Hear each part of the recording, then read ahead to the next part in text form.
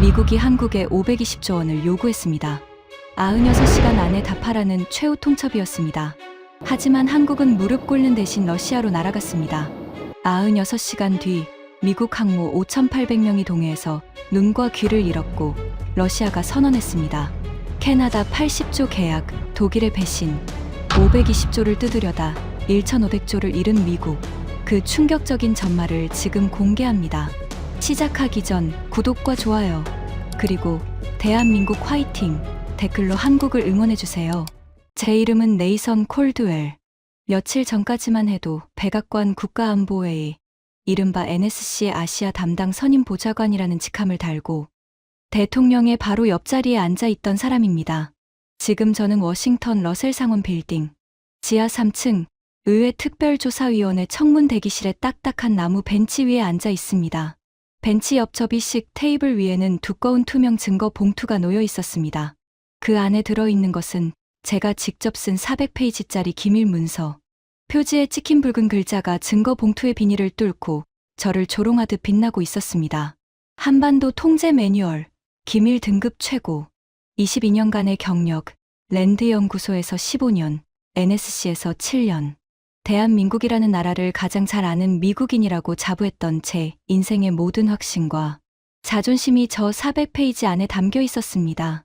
그리고 바로 저 문서가 오늘 제 목을 조르게 될 겁니다. 청문 대기실의 공기는 습하고 무거웠습니다.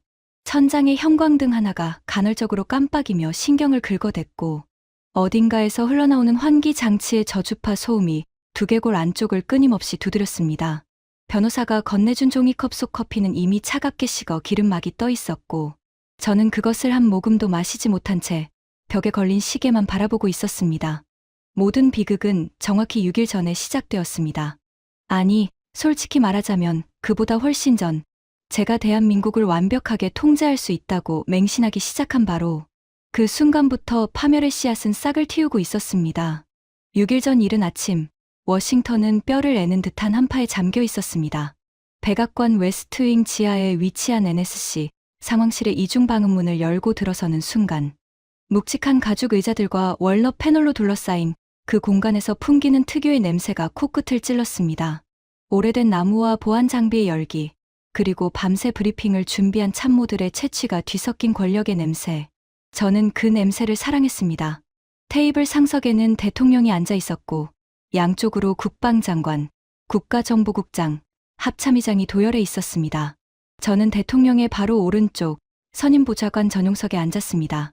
제 앞에는 72시간 동안 잠을 줄여가며 완성한 극비 작전 계획서가 놓여 있었죠. 대통령님, 오늘 보고드릴 작전명은 퍼시픽 체인입니다. 대한민국을 동시다발적으로 압박하여 96시간 이내의 방위비, 분담금 협상에서 완전한 항복을 이끌어내는 계획입니다. 저는 리모컨을 눌러 벽면의 대형 스크린에 첫 슬라이드를 띄웠습니다. 스크린 가득 채워진 한반도 지도 위로 3개의 붉은 화살표가 동시에 한국을 향해 꽂혀 들어가는 애니메이션이 재생되었습니다. 첫 번째 칼입니다. 방위비 분담금을 현행 대비 8배인 520조 원으로 요구합니다. 이것은 대한민국 1년 국방 예산의 9배에 해당하는 금액입니다. 사실상 수용 불가능한 숫자를 던져 한국 정부를 극도의 정치적 공경에 몰아넣는 것이 핵심입니다. 합참의장이 고개를 끄덕였습니다. 저는 두 번째 슬라이드로 넘겼습니다. 반도체 공정 장비의 흐름도가 화면에 펼쳐졌습니다. 두 번째 칼, 반도체 핵심 장비 수출 통제입니다. ASML의 EUV 노광 장비, 랩리서치의 식각 장비, 어플라이드 머티어리얼즈의 증착 장비. 이 세 가지가 없으면 삼성과 SK의 첨단 반도체 라인은 6개월 안에 멈춥니다. 동맹국이 아닌 경쟁국 수준의 수출 제한을 적용합니다. 저는 손가락으로 스크린의 세 번째 화살표를 가리켰습니다. 마지막 칼입니다. 정보 이성 공유 차단. 현재 한국군의 실시간 제공 중인 군사 위성 영상, 조기 경보 데이터, 신호 정보를 전면 중단합니다. 한국은 북한의 미사일 발사 징후를 스스로의 눈으로 확인할 수 없게 됩니다. 저는 대통령을 똑바로 바라보며 최종 결론을 내렸습니다. 이 세 개의 칼이 동시에 목에 들어오면 한국은 경제와 안보 양쪽에서 동시에 질식합니다. 22년간 한반도를 분석한 제 판단으로는 한국은 길어야 3일이면 무릎을 꿇습니다. 대통령이 팔짱을 끼고 의자에 등을 기댄 채 물었습니다. 한국이 버티면 어떻게 되나? 불가능합니다. 저는 단호하게 고개를 저었습니다. 한국의 반도체 산업은 미국 장비 없이 돌아갈 수 없고 한국군의 눈은 우리 위성에 완전히 의존하고 있으며 520조라는 숫자는 한국 여론을 공포에 빠뜨리기에 충분합니다. 제가 설계한 이 매뉴얼 밖에서 움직인 동맹국은 지난 22년간 단 한 곳도 없었습니다. 그 순간 테이블 끝자리에서 조용히 손을 든 사람이 있었습니다. 제 부하인 NSC 기술안보 분석관 캐서린 브룩스였습니다. 35, 금발을 단정하게 묶은 소장파 분석관. 늘 차분했지만 이번만은 목소리에 미세한 긴장이 묻어 있었습니다. 보좌관님, 한 가지 변수를 말씀드려도 될까요? 한국의 반도체 장비 국산화율이 저희 예상치를 상당히 초과하고 있다는 첩보가 있습니다. 그리고 한국의 독자 정찰위성 체계인 425 사업의 진척도가 공식 발표보다 훨씬 앞서 있다는 분석도 있고요. 한국을 과소평가하고 있을 가능성이 있습니다. 회의실의 시선이 일제히 캐서린에게 쏠렸습니다. 저는 속으로 혀를 찼습니다. 공들여 설계한 작전 브리핑에 찬물을 끼얹는 신참의 조심성이 못마땅했습니다. 브룩스, 한국의 425 위성은 해상도가 우리 상업용 위성 수준에도 못 미쳐. 장비 국산화. 그건 한국 정부가 예산을 따내려고 부풀린 숫자야. 실제 양산 가능한 장비는 전체의 20%도 안 돼. 내가 왜 22년을 이 분야에 바쳤겠어. 캐서린은 입술을 꾹 다물었지만 그녀의 눈빛에서 저는 동의하지 않는다는 신호를 분명히 읽었습니다. 하지만 상관없었습니다. 22년의 경험이 신참의 직감 따위에 흔들릴 이유는 없었으니까요. 대통령이 테이블을 한번 두드리며 말했습니다. 좋아, 콜드웰. 퍼시픽 체인 승인한다. 96시간 데드라인. 한국 특사가 이번 주 워싱턴에 오지. 직접 통보해. 저는 자리에서 일어나며 등골을 타고 전율이 퍼지는 것을 느꼈습니다. 22년을 기다린 순간이었습니다. 제가 설계한 시나리오대로 세계 12위 경제 대국을 무릎 꿇리는 것. 이것이야말로 제 커리어의 정점이 될 터였습니다. 하지만 저는 그때 몰랐습니다. 제가 방금 승인받은 세 자루의 칼이 정확히 96시간 후에 미합 중국의 심장에 차례로 박히게 될 거라는 사실을요. 이틀 뒤 오후 워싱턴 펜실베이니아 애비뉴에 위치한 블레어하우스. 백악관 바로 건너편에 있는 이 고풍스러운 영빈관은 외국 국빈을 접대하는 장소이지만 오늘은 접대가 아니라 사형 선고를 위해 준비된 공간이었습니다. 저는 일부러 가장 위압적인 응접실을 선택했습니다. 천장 높이 4m, 벽면을 가득 채운 19세기 유화들, 한가운데 놓인 묵직한 마호가니 테이블. 이 공간 자체가 미합 중국의 압도적 위험을 발산하도록 설계되어 있었죠. 테이블 위에는 제가 직접 준비한 3개의 검은 가죽 바인더가 나란히 놓여 있었습니다. 각각의 표지에는 붉은 글씨로 방위비 분담금 특별 조정안, 반도체 수출 관리 강화 통보, 군사정보 공유 재검토 통지서라고 적혀 있었습니다. 세 자루의 칼. 저는 바인더의 위치를 밀리미터 단위로 조정하며 완벽한 배치를 확인했습니다. 정각 2시, 응접실 문이 열렸습니다. 대한민국 외교안보전략실 특사 서진아가 수행원 2명과 함께 들어왔습니다. 첫인상부터 제 신경을 건드리는 사람이었습니다. 짙은 차콜색 정장은 한 치의 주름도 없이 완벽했고 은퇴 안경 너머의 눈은 이 위압적인 공간에 단 1g의 감정도 허락하지 않는 듯 고요했습니다. 키는 저보다 반 뼘쯤 작았지만 그가 방 안에 들어서는 순간 공기의 밀도가 미세하게 달라지는 것을 느꼈습니다. 22년간 수많은 외교관을 상대했지만 이런 종류의 인간은 처음이었습니다. 분노도, 긴장도, 호기심도 읽히지 않는 완벽한 무표정. 월스트리트의 도박꾼들이 포커 페이스라고 부르는 그런 종류가 아니었습니다. 이건 그보다 훨씬 깊은 바다 밑 해구처럼 빛 자체가 닿지 않는 종류의 침묵이었습니다. 서 특사님, 먼 길 오시느라 수고하셨습니다. 바로 본론으로 들어가죠. 저는 악수를 건넨 뒤 의자에 깊이 앉으며 3개의 검은 바인더를 서진아 쪽으로 밀었습니다. 가죽이 매끄러운 테이블 위를 미끄러지며 둔탁한 소리를 냈습니다. 이것은 동맹국 간의 우호적 협의를 위한 제안서가 아닙니다. 미합 중국이 대한민국에 제시하는 최종 조건입니다. 저는 바인더를 하나씩 손가락으로 짚으며 설명을 시작했습니다. 첫째, 방위비 분담금 520조 원. 현행의 8배입니다. 한반도에 주둔하는 미군 28,500명의 작전 비용, 장비 유지비, 그리고 해구산 제공에 대한 합리적 대가입니다.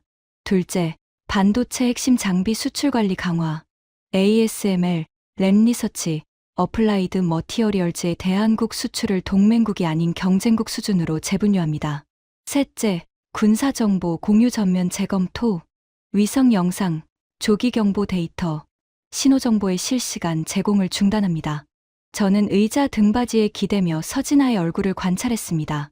월스트리트의 M&A 전문가들은 상대의 미세한 표정 변화에서 협상 카드를 읽어내는 훈련을 받습니다. 저 역시 그런 기술을 22년간 외교 전장에서 갈고 닦아왔죠. 동공의 확대, 입꼬리의 떨림, 손가락 끝의 미세한 경직, 그 어떤 것이라도 읽어낼 자신이 있었습니다. 하지만 서진아에게서는 아무것도 읽히지 않았습니다. 그는 3개의 바인더를 내려다보았습니다. 하지만 단 한 장도 열지 않았습니다. 마치 이미 그 안에 뭐가 적혀 있는지 다 알고 있다는 듯, 혹은 그 안의 내용이 자신에게 아무런 의미가 없다는 듯, 그저 검은 가죽 표면 위로 시선을 한번 흘렸을 뿐이었습니다. 그리고 서진아가 입을 열었습니다. 그의 목소리는 저음이었지만 또렷했고 감정의 기복이라고는 밀리미터도 찾아볼 수 없는 평탄한 음률이었습니다. 잘 들었습니다. 그것이 전부였습니다. 520조 원이라는 천문학적 숫자에도, 반도체 산업의 생명줄을 끊겠다는 통보에도, 국가 안보의 핵심인 위성 정보를 차단하겠다는 위협에도 고작 3글자. 잘 들었습니다. 저는 속으로 당혹감을 억누르며 목소리에 힘을 더 실었습니다. 96시간을 드리겠습니다. 그 안에 분담금 수용 확약서가 이 빌딩에 도착하지 않으면 2번째와 3번째 조건은 자동으로 발효됩니다. 선택은 2가지뿐입니다. 수용하거나 결과를 감당하거나. 서진아가 자리에서 일어났습니다. 정장의 단추를 채우는 그 느긋한 동작조차 계산된 것인지 본래 그런 사람인지 분간할 수 없었습니다. 그가 문 쪽으로 몸을 돌리다가 마치 생각난 것처럼 멈춰서서 저를 돌아보았습니다. 콜드웰 보좌관님. 네, 96시간이라고 하셨죠. 충분합니다. 그리고 서진아는 돌아서서 나갔습니다. 수행원들이 조용히 뒤를 따랐고 묵직한 참나무 문이 닫혔습니다. 응접실에는 서진아가 지나간 자리에 희미하게 남은 차가운 향수, 냄새와 펼쳐지지 않은 3개의 검은 바인더, 그리고 저만 남았습니다. 충분하다고? 저는 속으로 코웃음을 쳤습니다. 당연히 충분하지. 96시간이면 한국 청와대가 백기를 들고 일본 대사관 앞에서 줄을 서겠지. 그들이 할 수 있는 건 고작 시간을 끌며 수용 가능한 협상안을 가져오는 것뿐이야. 저는 응접실 창가에 서서 펜실베이니아 에비뉴 건너편의 백악관을 바라보며 차갑게 식은 커피를 한 모금 마셨습니다. 쓴맛이 혀를 감쌌지만 가슴 속에서 끓어오르는 승리의 예감이 그 쓴맛을 달콤하게 바꿔주었습니다. 저는 그때 확신했습니다. 이 게임의 승자는 이미 정해져 있고 96시간이라는 시간은 대한민국이 항복 문서에 서명하기 위한 유예 기간에 불과하다고요. 하지만 그 96시간은 한국의 항복을 위한 시간이 아니었습니다. 그것은 한국이 미합 중국의 새 자루, 칼을 한 자루도 남김없이 되돌려 꽂기 위해 필요한 최소한의 준비 시간이었습니다. 그리고 그 48시간이 지나도록 서진아는 이 지구상 그 어디에서도 발견되지 않았습니다. 서진아가 블레어하우스를 나선 뒤 저는 여유롭게 다음 수순을 준비했습니다. 경험상 한국 측은 24시간 이내에 비공식 채널로 접촉해 올 터였습니다. 분담금을 깎아달라, 반도체 통제만은 빼달라, 최소한 위성 정보는 유지해달라. 어떤 형태로든 구걸에 손을 내밀 거라 확신했죠. 하지만 24시간이 지나도 아무 연락이 없었습니다. 한국 외교부의 공식 채널도, 주미 한국 대사관의 비공식 라인도, 정보기관 간의 백채널도 완벽하게 침묵했습니다. 저는 불쾌했지만 동요하지는 않았습니다. 허세겠거니 생각했습니다. 48시간째가 되었을 때 저는 캐서린 브룩스를 불러 서진아의 동선 추적을 지시했습니다. 서진아가 지금 어디 있지? 서울로 돌아갔나? 캐서린이 노트북을 펼치며 대답했습니다. 그게 문제입니다. 인천공항 입국 기록이 없습니다. 서진아 특사는 블레어하우스를 나선 뒤 주미 한국대사관에도 복귀하지 않았습니다. 덜레스 공항의 상업 항공편 탑승 기록 없음, 앤드루스 공군기지 출발 기록 없음, 전 세계 주요 공항 48시간. 스캔 결과에도 서진아라는 이름은 단 한 건도 뜨지 않습니다. 그 순간까지도 저는 대수롭지 않게 생각했습니다. 외교관이 비공개 동선을 탄 적은 수도 없이 있었으니까요. CIA에 넘겨. 위성 감시 자산 동원에서 48시간 내 위치 확보해. 하지만 CIA 동아시아 데스크의 보고는 저를 의자에서 벌떡 일어나게 만들었습니다. 보좌관님, 서진아 특사의 위치를 확인했습니다. 하지만 결과가 극히 비정상적입니다. 캐서린이 보안 태블릿을 제 책상 위에 올려놓았습니다. 화면에는 NRO, 미 국가정찰국의 위성이 촬영한 적외선 항적 분석 데이터가 떠 있었습니다. 블레어하우스를 나선 서진아는 버지니아주 소재의 비공개 군사 활주로에서 한국 공군 소속 특별 수송기에 탑승한 것으로 확인되었습니다. 문제는 그 비행기의 항로였습니다. 태평양을 건너 서울로 향하는 대권 항로가 아니었습니다. 비행기는 알래스카 앵커리지에서 급유한 뒤 기수를 북서쪽으로 완전히 틀었고 북극권을 돌아 유라시아 대륙의 끝자락을 향해 돌진하고 있었습니다. 최종 착륙지는 러시아 연방 무르만스크, 러시아 북극 함대 사령부가 위치한 세계 최대의 군항이었습니다.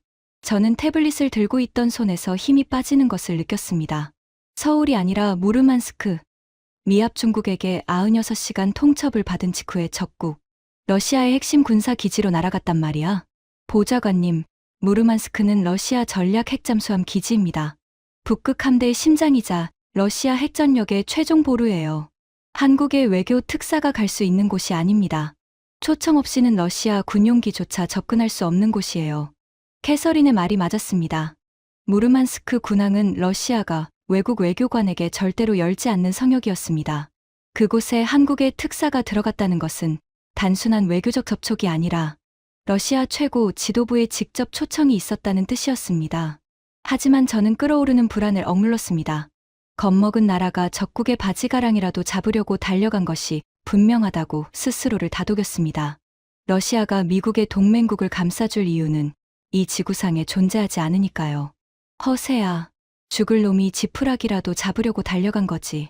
푸틴이 제정신이라면 한국 따위를 위해 미국과 정면 충돌할 리 없어. 저는 고개를 저으며 캐서린을 내보냈습니다.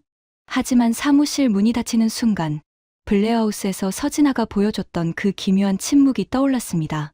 520조 원 앞에서도 바인더를 한 장 넘기지 않던 그 무표정. 충분합니다. 라는 세 글자에 담겨있던 제가 끝내 해독하지 못한 어떤 확신. 등골을 타고 미세한 한기가 스며들었지만 저는 그 감각을 무시하기로 했습니다. 22년의 경험을 믿기로 했습니다. 지금 돌이켜보면 그것이 제 인생 최대의 실수였습니다. 96시간의 카운트다운 중 72시간이 남은 시점, 저는 두 번째 칼을 뽑았습니다. 한국 측에 어떤 응답도 없었기에 예정대로 반도체 수출 통제를 발동하기로 한 겁니다. NSC 상황실에서 상무부 산업안보국과 화상회의를 연결했습니다. 제 지시는 간결했습니다. 오늘부로 대한민국을 반도체 수출관리 A그룹에서 제외합니다. ASML의 EUV 노광장비, 랩리서치의 식각장비, 어플라이드 머티어리얼즈의 증착장비, 이 세 개 품목의 대한국 수출 라이센스를 즉각 정지시키세요. 상무부 차관보가 화면 너머에서 펜을 굴리며 조심스럽게 물었습니다. 보좌관님, 삼성의 텍사스 파운드리 공장과 SK의 오하이오 배터리 공장에도 영향이 갈 수 있습니다. 그들의 미국 내 투자액만 해도 합산 460억 달러에 달하는데요. 영향 없어. 미국 내 공장은 미국 법의 보호를 받으니까 한국 본사의 라인만 멈추면 돼. 핵심 부품 공급을 끊어서 한국 내 공장을 마비시키는 거야. 저는 자신만만하게 대답했습니다. 삼성과 SK가 미국 내에 세운 공장은 미국의 일자리이고 미국의 자산이었습니다. 한국 기업이 그걸 볼모로 삼을 수는 없다고 계산했죠. 한국은 미국 시장이 필요하지만 미국은 한국 없이도 돌아간다. 이것이 22년간 제 분석의 기본 전제였습니다. 수출 통제 명령이 발효된 것은 워싱턴 시각 오전 9시였습니다.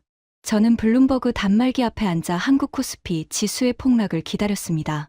반도체가 한국 수출의 20%를 차지하고 삼성과 SK의 시가총액이 코스피 전체의 30%에 육박하니까요.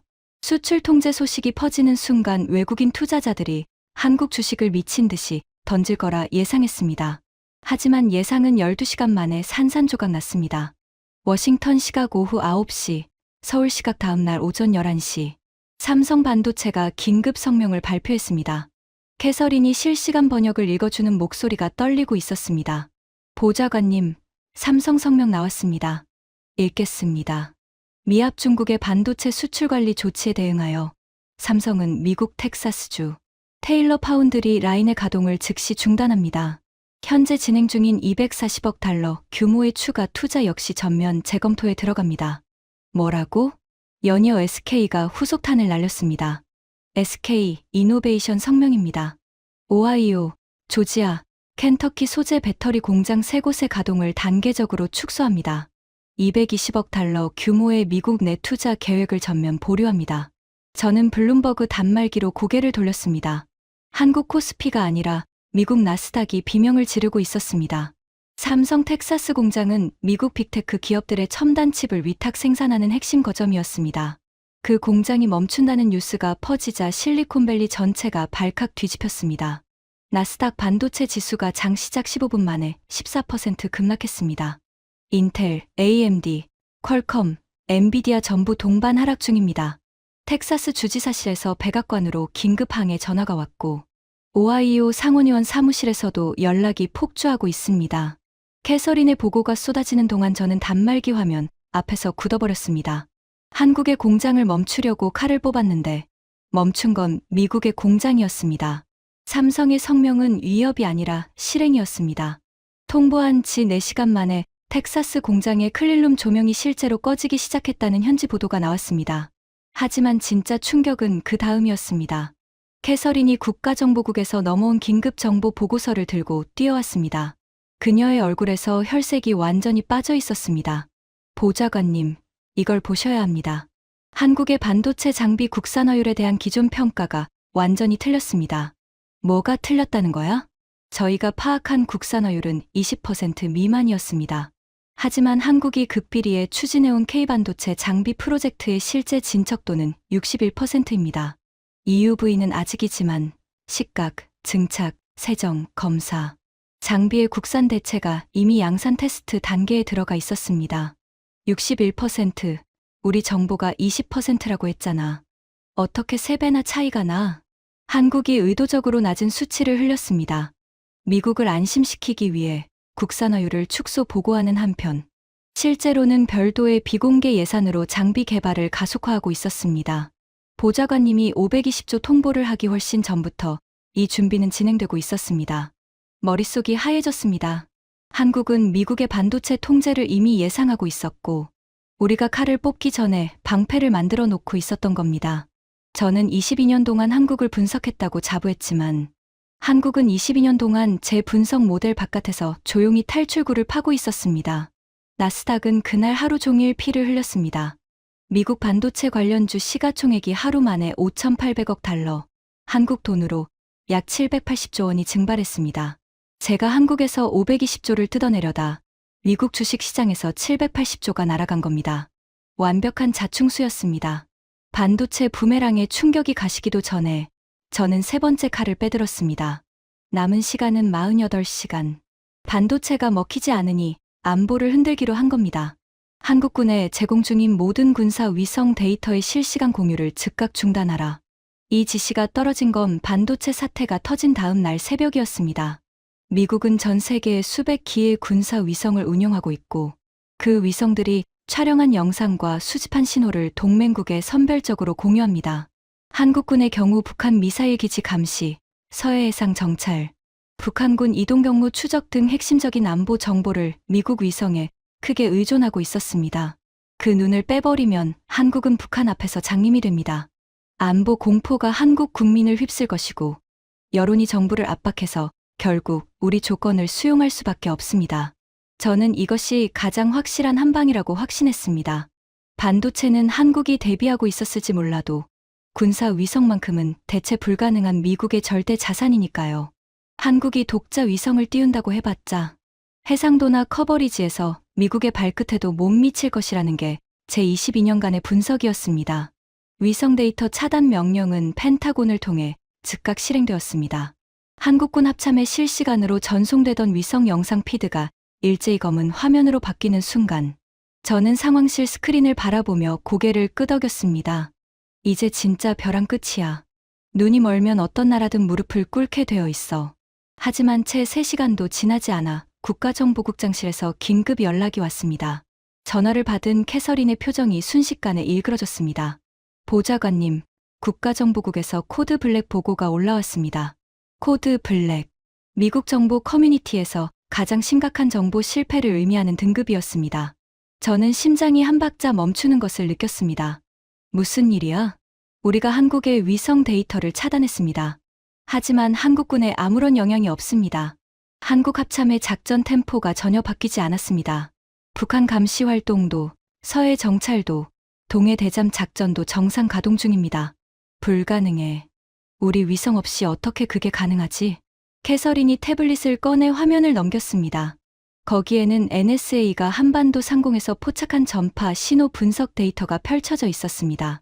한반도와 동북아시아 상공을 촘촘하게 뒤덮고 있는 미식별 위성 신호의 그물망이 선명하게 빛나고 있었습니다. 한국의 독자 정찰위성 체계입니다.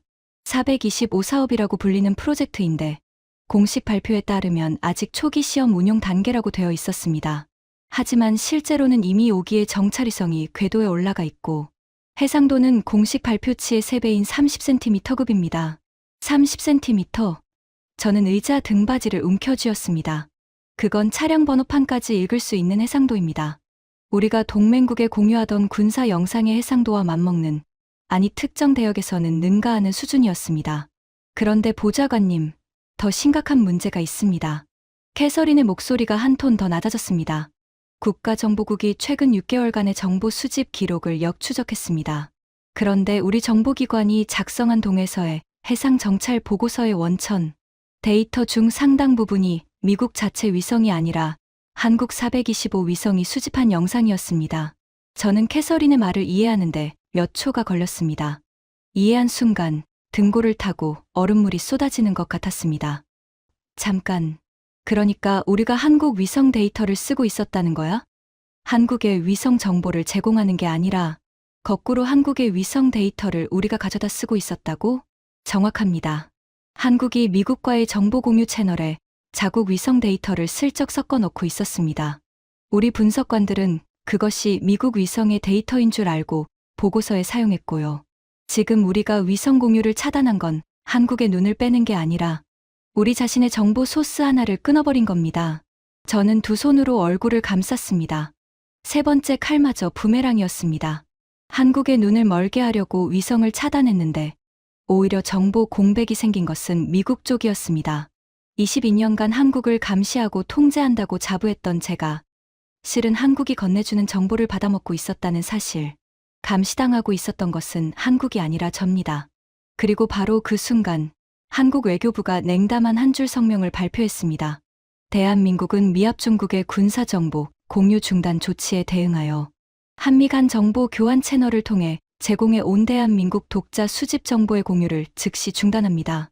CIA 동아시아 데스크에서 비명 같은 보고가 올라왔습니다.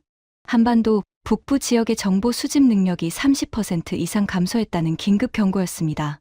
북한의 이동식 미사일 발사대 추적에 심각한 공백이 발생했고 서해의 NLL 인근의 해상 감시에도 빈틈이 생겼습니다. 저는 세 자루의 칼을 동시에 뽑았고 세 자루 모두 미합 중국 자신을 찌르고 있었습니다. 520조 방위비 요구는 한국의 침묵 앞에서 허공을 헤매고 있었고 반도체 통제는 미국 주식시장에서 780조를 날렸으며 위성 차단은 오히려 미국의 정보 능력에 구멍을 뚫었습니다. 하지만 진짜 재앙은 아직 시작도 하지 않았습니다. 96시간의 데드라인. 마지막 24시간이 남았을 때 저는 최후의 카드를 꺼내 들었습니다. 세 자루의 칼이 모두 실패한 이상 남은 것은 압도적 군사력의 시위뿐이었습니다. 국방장관실 수석참모 마틴 하우저가 펜타곤에서 달려왔습니다. 등이 곱고 턱이 딱 벌어진 해병대 출신으로 어떤 문제든 군함과 전투기로 해결할 수 있다고 믿는 사람이었습니다. 콜드웰, 더 이상 뜸 들일 시간 없어. 제7함대를 동해에 전진 배치해. 항모전단이 한국 앞바다에 뜨는 순간 세상 어떤 나라도 각을 세우지 못해. 저도 같은 생각이었습니다. 대통령의 승인이 떨어졌고 요코스카 기지를 출항한 미 제7함대. 소속 항모전단이 동해를 향해 북상하기 시작했습니다. 핵추진 항공모함 1척, 이지스 구축함 5척, 승조원 5,800명. 한 나라의 해안에 들이밀면 그 자체로 선전포고에 가까운 압도적인 무력이었습니다. 저는 NSC 상황실 대형 스크린에 띄워진 위성 영상으로 항모전단의 이동을 실시간 추적했습니다. 6척의 군함이 쐐기형 대형을 이루며 동해 중심부를 향해 절도 있게 나아가는 모습은 그 자체로 미합 중국 해군력의 상징이었습니다. 이것을 보고도 버틸 나라는 없습니다. 항모전단이 울릉도 동방해역에 진입한 것은 오후 3시 17분이었습니다. 바로 그 시각 상황실의 모든 스크린이 동시에 미쳐버렸습니다. 긴급 보고 항모전단 통신 이상 발생, 기압 레이더, 경고등 점등, 전함정 전투 배치 태세 돌입, 펜타곤 직통 한라인에서 쏟아져 나오는 보고가 상황실을 가득 채웠습니다. 항모전단 기함의 이지스 전투 시스템, 화면에 미식별 표적이 수백 개씩 나타났다가 사라지기를 반복하기 시작했습니다. 레이더가 유령 신호를 잡은 겁니다. 아군 함정의 위치마저 화면 위에서 춤을 추듯 흔들렸고 적과 아군의 구별이 완전히 불가능해졌습니다. 동시에 위성통신 링크가 끊어졌습니다. GPS 수신 신호의 정밀도가 폭락하며 50m, 100m, 200m씩 오차가 벌어졌습니다.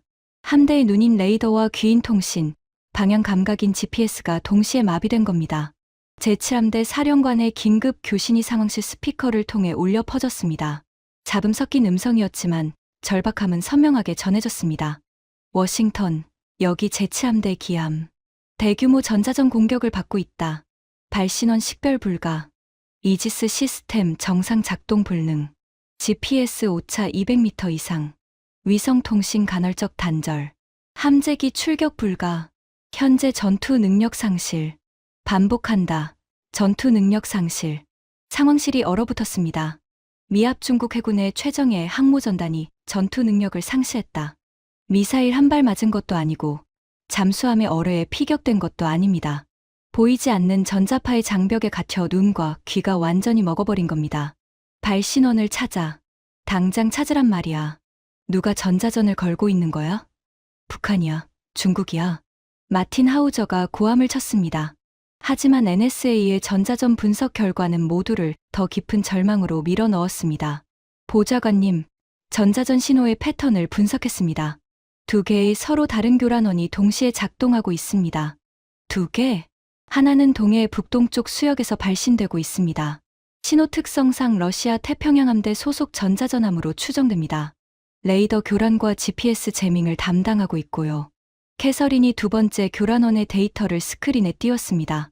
저는 그 데이터를 확인한 순간 의자에서 주저앉을 뻔했습니다. 나머지 하나는 동해 수중에서 발신되고 있습니다. 위성통신 링크를 차단하는 정밀 전자전 신호인데 이 주파수 패턴은 대한민국 해군의 KSS-3 잠수함에 탑재된 전자전 체계의 것입니다. 러시아와 한국이 동해에서 동시에 전자전을 걸고 있다는 말이야. 그렇습니다. 러시아 해군의 광역 교란과 한국 잠수함의 정밀 차단이 완벽하게 동기화되어 작동하고 있습니다. 두 나라가 사전에 작전을 조율하지 않으면 절대 불가능한 수준의 합동 전자전입니다. 저는 비로소 깨달았습니다. 서진아가 무르만스크로 날아간 이유를, 520조 원 청구서를 받아들고도 바인더를 한 장 넘기지 않던 이유를, 충분합니다. 라고 답한 그 세 글자의 진짜 의미를. 서진아는 도망친 것이 아니었습니다. 그는 러시아 북극 함대 사령부로 직행해 한러 합동 작전의 마지막 퍼즐을 맞추러 간 것이었습니다.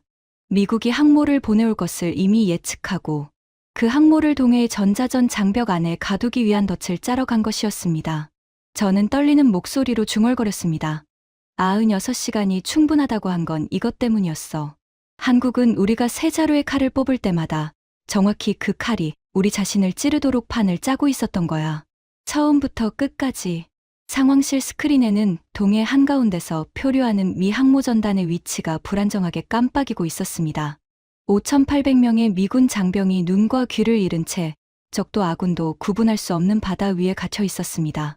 이지스함의 미사일은 유도 신호를 잃어 쓸모없는 고철이 되었고 항모의 함재기는 착함 유도 장치가 먹통이 되어 날아오를 수도 내려앉을 수도 없었습니다. 세계 최강의 해군력이 보이지 않는 전자파의 세장 안에서 무력하게 갇혀버린 겁니다. 그리고 그 지옥 같은 상황 속에서 크렘린궁이 전 세계를 향해 입을 열었습니다. 오후 6시 정각, 전 세계 모든 뉴스 채널의 정규 방송이 끊어지고 모스크바 크렘린궁 브리핑룸이 생중계되기 시작했습니다.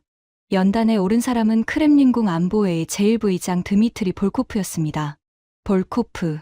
그 이름을 듣는 순간 상황실의 모든 사람이 얼어붙었습니다. 볼코프는 푸틴의 그림자라 불리는 인물이었습니다. 러시아의 군사, 외교, 정보 활동의 실질적 총괄자. 그가 직접 카메라 앞에 선다는 것은 러시아가 최고 수준의 국가 의지를 표명한다는 뜻이었습니다. 볼코프의 얼굴은 놀라울 만큼 평온했습니다. 마치 날씨 이야기를 하듯 세계의 질서를 뒤흔들 말들을 입 밖으로 꺼냈습니다. 전 세계 시민 여러분, 현재 동해에서 미합 중국 제7함대 소속 항모전단이 심각한 항법 장애를 겪고 있는 것으로 파악됩니다. 러시아 연방은 이 상황에 깊은 우려를 표합니다. 그는 연단 위에 물잔을 한 모금 마신 뒤 이어갔습니다. 러시아 연방은 인도주의적 견지에서 동해의 항행 안전 회복에 협력할 용의가 있음을 밝힙니다. 단, 동해 해역의 전자전 상황 통제 및 미 함정의 안전한 철수 관리는 오직 우리의 유일하고도 영원한 전략적 파트너인 대한민국에 독점 위임합니다. 상황실이 묘지처럼 고요해졌습니다. 숨소리조차 들리지 않았습니다. 볼코프의 다음 말이 고요를 갈랐습니다.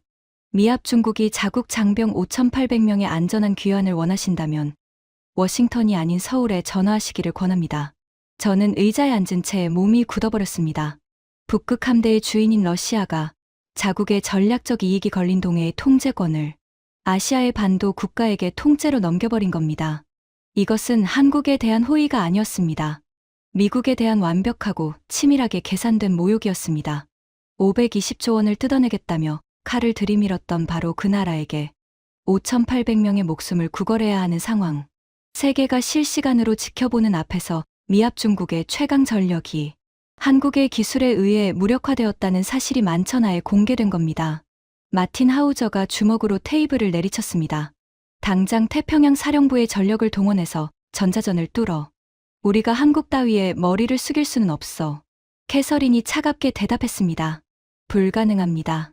전자전 장벽을 강제로 돌파하면 이지스 시스템의 피아 식별이 완전히 마비된 상태에서 아군끼리 교전할 위험이 있습니다. 그리고 러시아 함대가 근처에 있는 이상 어떤 군사행동도 확전으로 이어질 수 있고요. 하우저의 얼굴이 벌겋게 달아올랐지만 그도 캐서린의 말이 옳다는 것을 알고 있었습니다.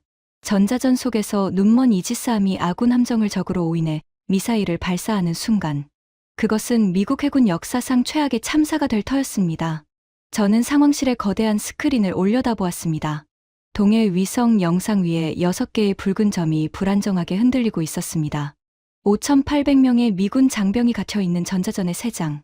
그 3장의 열쇠는 한국이 쥐고 있었고 러시아가 세계 앞에서 공식적으로 그 열쇠를 한국에게 건네주었습니다. 대통령이 상황실에 들어왔습니다. 평소의 여유로운 걸음이 아니었습니다. 넥타이가 풀어져 있었고 얼굴에는 하룻밤 사이에 10년은 늙은 듯한 피로가 깊게 패여 있었습니다. 대통령이 저를 똑바로 바라보며 물었습니다. 콜드웰, 지금 우리한테 남은 선택지가 뭔가? 저는 대답하지 못했습니다. 22년간 400페이지의 매뉴얼에 빼곡히 적어놓은 수백 개의 시나리오 중 단 하나도 이 상황에 맞는 것이 없었습니다. 제 매뉴얼은 한국이 미국에 저항하는 시나리오 자체를 상정하지 않았으니까요. 서울에 전화해야 합니다. 저도 모르게 입에서 나온 말이었습니다. 말하는 순간 제 자존심의 뼈가 우두둑 부러지는 소리가 들렸습니다. 하지만 5,800명의 목숨 앞에서 자존심은 사치였습니다. 대통령이 고개를 끄덕였습니다. 그리고 미합 중국의 최고 권력자가 자국이 협박했던 나라에 직통 전화를 거는 그 치욕적인 수화기를 들어 올렸습니다. 대통령이 서울에 전화를 건 것은 오후 7시 14분이었습니다.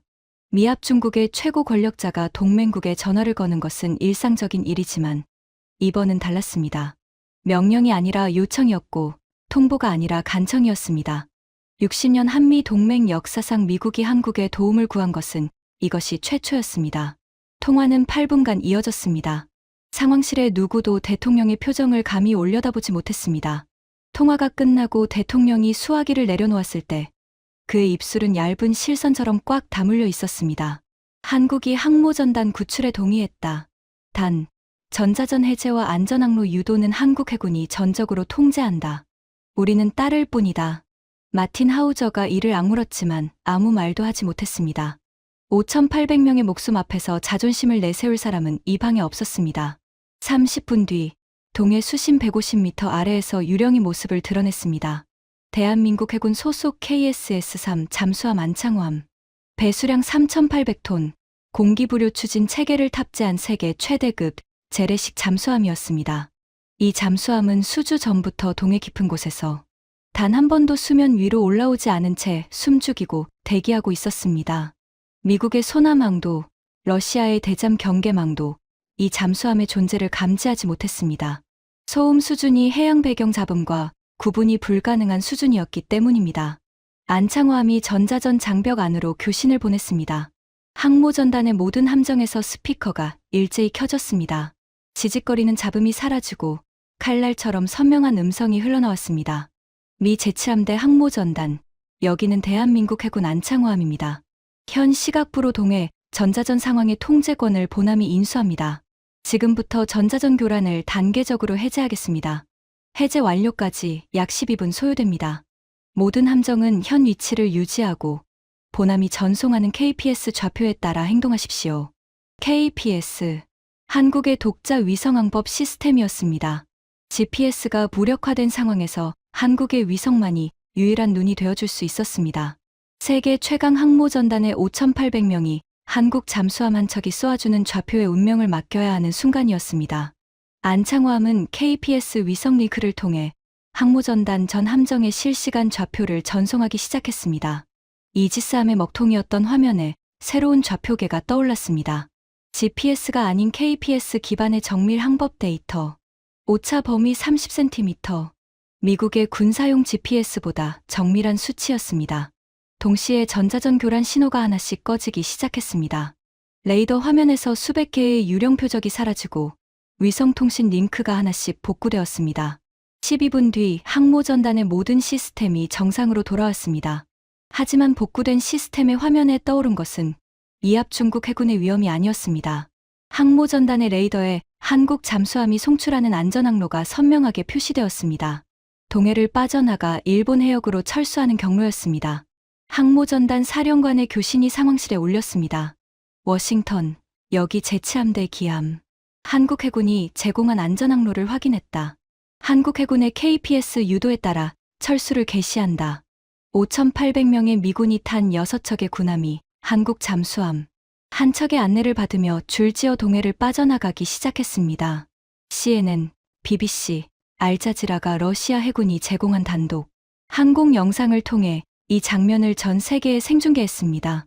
화면 속에는 동해의 잿빛 수평선 위로 미 항모전단이 일렬종대로 천천히 이동하는 모습이 담겨 있었습니다.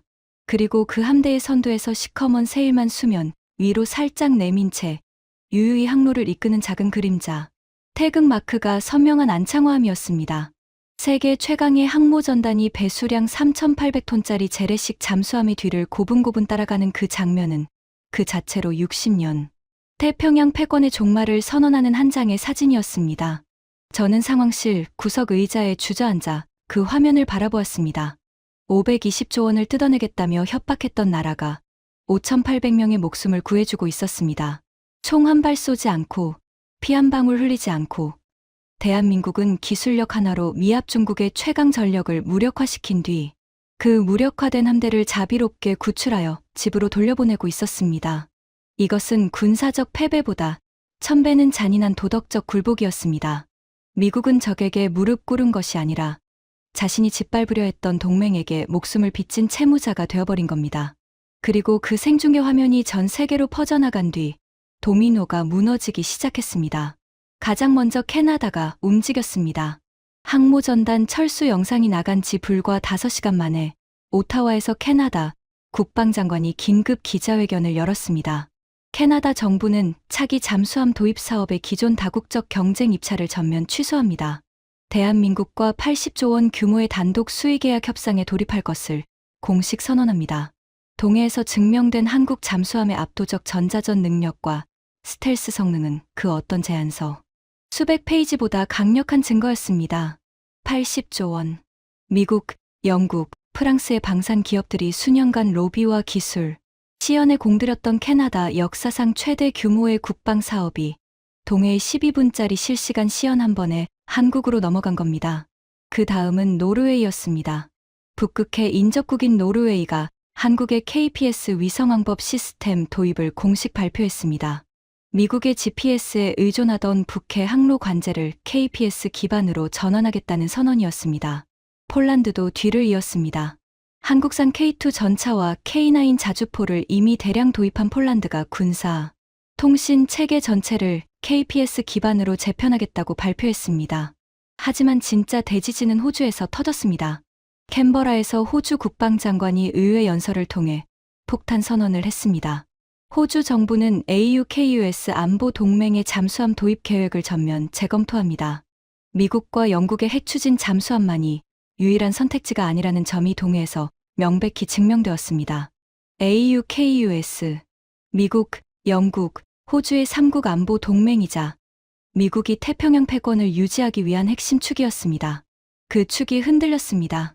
호주가 미국의 핵잠수함 대신 한국의 재래식 잠수함을 선택할 수 있다는 가능성을 공개적으로 언급한 것 자체가 미국 주도의 태평양 안보 질서의 사형 선고를 내린 것과 다름없었습니다. 뉴욕 증권거래소가 개장하자 시장은 지옥으로 변했습니다. 미국 방산 대장주들이 하루 만에 25% 이상 폭락했습니다. 전날 반도체 사태로 780조 원이 증발한 데 이어 방산주까지 무너지면서 이틀간 미국 주식시장에서 사라진 시가총액은 1,500조 원을 넘어섰습니다. 제가 한국에서 520조 원을 뜯어내려다 미국에서 1,500조 원이 증발한 겁니다. 다시 현재입니다. 러셀 상원 빌딩 지하 3층. 청문 대기실의 시계는 오후 1시 45분을 가리키고 있었습니다. 15분 뒤면 저는 저 문을 열고 의회 특별조사위원회의 증인석에 앉아야 합니다. 증거 봉투 안에 한반도 통제 매뉴얼이 형광등, 불빛 아래서 둔탁하게 빛나고 있었습니다. 400페이지. 22년의 세월. 대한민국을 완벽하게 통제할 수 있다고 자부했던 제 오만의 모든 흔적이 저 안에 담겨 있었습니다. 그리고 바로 저 문서가 오늘 청문회에서 저를 집어삼킬 겁니다. 전날 밤 백악관에서 마지막 통보를 받았습니다. 비서실장의 목소리는 얼음보다 차가웠습니다. 콜드웰, 대통령께서 오퍼레이션 퍼시픽 체인의 모든 책임을 자네의 독단적 오판으로 결론 지으셨네. 내일 청문회에서 자네의 해임과 함께 공식 발표될 거야. 실장님, 퍼시픽 체인은 NSC 회의에서 대통령이 직접 승인하셨습니다. 녹취도 있고 참석자 서명도 있지 않습니까? 콜드웰, 자네가 증명할 수 있는 건 오직 자네의 파멸뿐이야. 조용히 나가. 그게 자네에게 남은 최선이야. 전화가 끊어졌습니다. 22년간 워싱턴의 권력 중심부에서 살아남은 저였지만 꼬리 자르기의 칼날 앞에서는 한낱 소모품에 불과했습니다. 대기실 문이 열리고 캐서린 브룩스가 들어왔습니다. 그녀는 아직 NSC에 자리를 유지하고 있었습니다. 제가 무시했던 그녀의 경고가 결국 옳았기 때문이죠. 캐서린은 제 맞은편에 앉더니 한동안 말이 없었습니다. 보좌관님. 전직 보좌관이지. 네. 전직 보좌관님. 제가 경고했잖아요. 한국을 과소평가하고 있다고. 저는 쓴웃음을 지었습니다. 과소평가? 아니야, 브룩스. 과소평가한 게 아니야. 나는 22년 동안 한국이라는 나라를 완전히 잘못 읽고 있었던 거야. 캐서린이 코트 안주머니에서 접힌 종이 한 장을 꺼내 제게 내밀었습니다. 프린트된 뉴스 기사였습니다. 이거 보시고 싶으실 것 같아서요. 종이를 펼쳤습니다. 러시아 현지 언론이 찍은 사진 한 장이 실려 있었습니다. 장소는 무르만스크 군항 인근의 작고 허름한 식당이었습니다. 나무 테이블 위에 생선 수프 2그릇과 검은 빵, 그리고 보드카 한 병과 초록색 소주 한 병이 놓여 있었습니다. 테이블 양쪽에 앉은 두 사람의 얼굴을 확인한 순간 저는 숨을 멈췄습니다. 한쪽은 두꺼운 회색 코트를 입은 서진아였습니다. 블레어하우스에서 520조짜리 바인더를 한 장도 넘기지 않고 나갔던 그 서늘한 눈의 사내. 맞은편에는 검은 스웨터 차림의 드미트리 볼코프가 앉아 있었습니다. 전 세계의 워싱턴이 아닌 서울에 전화하라고 선언했던 크렘린의 그림자. 두 사람은 웃고 있었습니다. 세계의 패권을 뒤흔든 거물들이 화려한 만찬장이 아닌 항구 뒷골목의 허름한 식당에서 생선 수프를 먹으며 소박하게 웃고 있었습니다. 서진아가 소주잔에 보드카와 소주를 반반씩 따라 볼코프에게 건네는 모습이 사진에 선명하게 잡혀 있었습니다. 볼코프가 투박한 손으로 그 잔을 받으며 짓는 미소에는 전쟁의 긴장이 아니라 오랜 전후의 편안함이 묻어 있었습니다. 기사 본문에는 이 사진의 촬영 시점이 적혀 있었습니다. 미 항모 전단이 한국 잠수함의 호위를 받으며 동해를 빠져나간 바로 그 시각이었습니다. 미합 중국의 60년 태평양 패권이 무너지는 그 역사적인 순간, 그 파멸의 설계자 두 사람은 항구 식당에서 조용히 수프를 떠먹고 있었던 겁니다. 저는 사진을 한참 바라보다가 접어서 양복 안주머니에 넣었습니다. 브룩스, 나는 22년 동안 뭘 분석한 거지? 캐서린은 대답하지 않았습니다. 대답할 필요가 없었으니까요. 저는 400페이지의 한반도 통제 매뉴얼을 썼습니다. 한국의 무역 구조, 에너지 의존도, 군사 동맹의 약점, 정치 역학을 빠짐없이 분석했습니다. 숫자로 환산할 수 있는 모든 것을 분석했습니다. 하지만 저는 숫자로 환산할 수 없는 것, 그것을 분석하지 못했습니다. 전쟁의 폐허에서 맨손으로 나라를 일으켜 세운 사람들의 자존심, 세계가 무시해도 묵묵히 기술을 갈고 닦으며 준비하는 집요함, 등 뒤에서 칼이 날아와도 단 한 번도 무릎 꿇지 않겠다는 그 지독한 오기. 제 매뉴얼의 400페이지 어디에도 그것은 적혀 있지 않았습니다. 520조 원을 들이밀면 꿇을 거라 생각했습니다. 반도체를 끊으면 비명을 지를 거라 생각했습니다. 위성을 차단하면 장님이 될 거라 생각했습니다. 항모를 보내면 벌벌 떨 거라 생각했습니다. 하지만 한국은 꿇지 않았습니다. 비명을 지르지 않았습니다. 장님이 되지 않았습니다. 떨지 않았습니다. 오히려 미국의 공장을 멈추고, 미국의 정보 소스를 끊고, 미국의 항모를 가두고, 그리고 그 항모를 자비롭게 구출하여 돌려보냈습니다. 총 한 발, 미사일 한 기, 피 한 방울 없이, 오직 기술과 전략과 제가 끝내 측정하지 못했던 그 거대한 자존심으로 대기실의 시계가 오후 2시를 가리켰습니다. 문 너머에서 안내 직원의 목소리가 들렸습니다. 콜드웰 씨, 입장하셔야 합니다. 저는 자리에서 일어났습니다. 증거 봉투 안에 매뉴얼을 한번 내려다보았습니다. 400페이지의 오만, 22년의 착각, 그것을 들고 증인석으로 걸어가야 했습니다. 캐서린이 대기실 문 앞에서 저를 바라보고 있었습니다. 그녀의 눈에는 원망도 동정도 없이 다만 이 모든 것을 처음부터 알고 있었다는 듯한 조용한 체념만이 담겨 있었습니다. 저는 문손잡이를 잡고 한번 멈추었습니다. 양복 안주머니에 넣은 사진이 가슴에 닿는 것이 느껴졌습니다. 무르만스크 항구의 허름한 식당, 생선 수프와 소주와 보드카, 그리고 세상을 뒤집어 놓고도 조용히 미소 짓는 두 사람. 진정한 강자는 이빨을 드러내지 않는다. 저는 그것을 22년 동안 몰랐습니다. 그리고 그 대가로 모든 것을 잃었습니다. 문을 열고 걸어 나가는 제 등 뒤로 대기실 형광등이 한번 깜빡였습니다. 마치 22년간의 오만의 마침표를 찍듯 짧고 차가운 빛의 전멸이었습니다. 여러분, 네이선 콜드웰의 고백 어떠셨습니까? 520조 원의 갑질, 96시간의 카운트다운, 780조 원의 부메랑, 5,800명의 구출. 이 거대한 숫자들의 뒤에는 세상이 무시할 때 밤을 새우며 위성을 만든 연구원들이 있었고, 아무도 모르는 심해에서 숨죽이며 조국을 지킨 잠수함 장병들이 있었습니다. 독일 국방장관은 이렇게 말했습니다. 미국은 과거를 들이밀었고 한국은 미래를 증명했다. 캐나다와 호주가 미국을 떠나 한국을 선택한 이유, 그것은 단순한 무기의 성능이 아니라 위기의 순간의 적이 아닌 동맹을 구하는 나라의 품격이었습니다. 이 놀라운 역전극이 묻히지 않도록 보이지 않는 곳에서 나라를 지키는 영웅들을 위해 이 영상을 공유해 주십시오. 여러분의 공유 한 번이 강대국의 갑질에 맞서는 가장 강력한 무기가 됩니다. 가슴이 뜨거워졌다면 자부심 3글자만 남겨주세요. 좋아요와 구독은 진실을 밝히는 등불입니다. 저는 다음 시간에 더 위대한 우리의 이야기로 찾아오겠습니다. 지금까지 감동테라였습니다. 감사합니다.